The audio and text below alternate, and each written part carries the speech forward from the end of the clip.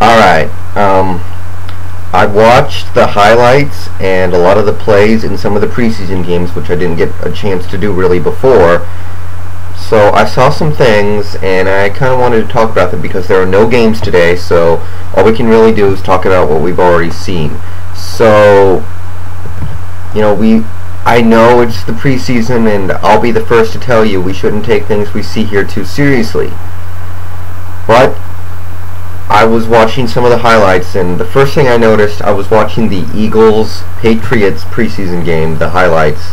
There's like 5 minutes worth of highlights on NFL.com, and holy crap. LaShawn McCoy, I think a lot of you know a little bit about him. He looks good. I was watching this, he was shifty, he was fast, elusive, and everything that Eagles team will need him to be. Macklin made a couple good plays. He looks like he's going to be something. I loved what I saw from Macklin. So, looking at this offense, I know Shango already did this. Shango is already drinking the Kool-Aid on the Eagles offense, although you can't really call it drinking the Kool-Aid because I'm sure he'd give anything for the Eagles offense to not be good. But, you do have McNabb, and we all know what he can do. But, I mean, even with how fast he can be and how athletic he is, you're talking about Deshaun Jackson. We know how fast and how good he can be. Macklin. I will say one thing. It would be stunning. I mean, it is really rare for a rookie wide receiver to make a serious contribution as a rookie. Usually when you draft a wide receiver, they don't make a huge contribution until like year 2 or year 3. It is rare to get a big-time rookie wide receiver. So for one franchise to get 2 big-time rookie receivers in back-to-back drafts would be astronomical. But it looks like it might happen because Deshaun Jackson was big-time last year as a rookie. Had a great regular season and made at least one big play in every playoff game he played in. And now we have Macklin, who's doing great in camp, and I like what I saw from him in this game. So, you have those guys. You have Kevin Curtis. People forget about Kevin Curtis, but he's fast too. So, that's 3 fast receivers. And you're talking about Westbrook, McCoy, and you're putting Vic out there. I'm seeing it with the Seals offense. I don't know about the defense because I know Stuart Bradley got hurt and Jim Johnson tragically passed away, but this offense, holy crap, it's going to be tough. And if they can find a way to win close games, which has been the Eagles' kryptonite for a few years now, because they struggle with their play calling late in the game and they struggle running in short yardage.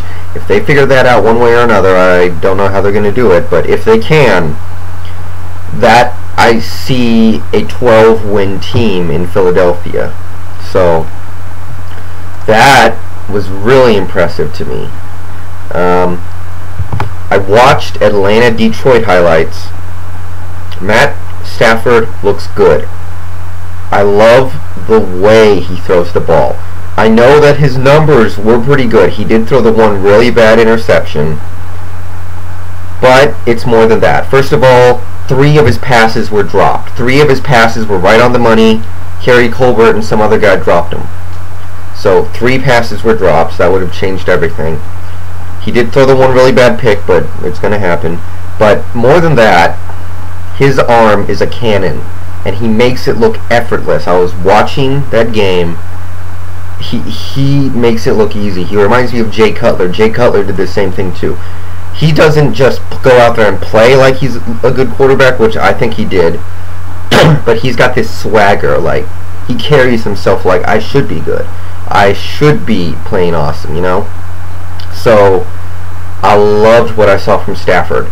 I wasn't too high on him coming out of the draft, but I liked what I saw.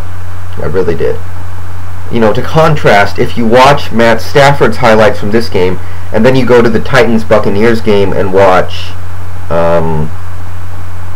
Josh Freeman, and I think Josh Freeman could still be good, but he doesn't have that same swagger. He doesn't make it look effortless like Stafford does.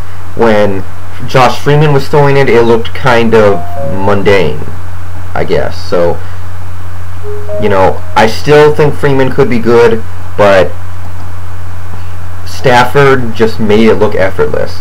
So for that Titans-Bucks game, obviously Vince Young played great.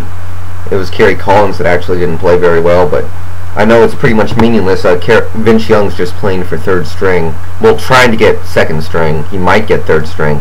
I don't think it's going to happen, but Kenny Britt, he played, like I said last night, he played awesome. He had the wide open touchdown catch. He had some other big plays. I know Josh Freeman didn't look too great out there. He had the really bad pick six. Didn't do too much. I still want him to start. I don't really like Byron Leftwich. And I think this Buccaneers team is rebuilding, and they need to accept that. And they're going to suck this year, I'm pretty sure. So they need to rebuild because they do have potential in that team to be good next year or the year after. But this year, I think they kind of need to eat it and just give Josh Freeman his reps. But you guys got to check out the highlights for this game just for one reason.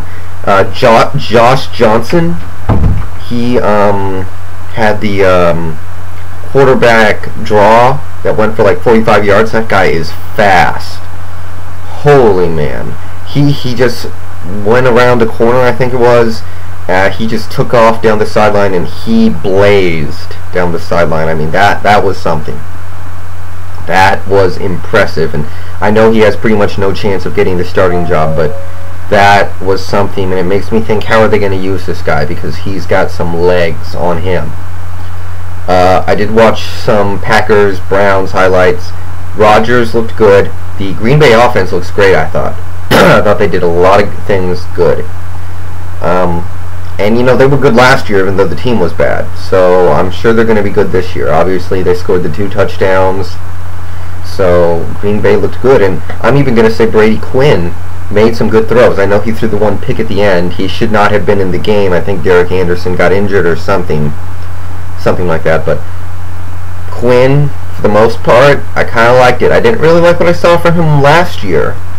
But maybe he'll come around. So I don't know, but I did kind of like what I saw from him. I also saw Bears-Bills highlights. Watching the highlights, Cutler looked a little better than what his numbers might say, but I still think it was a little shaky. He needs to tighten up a little bit.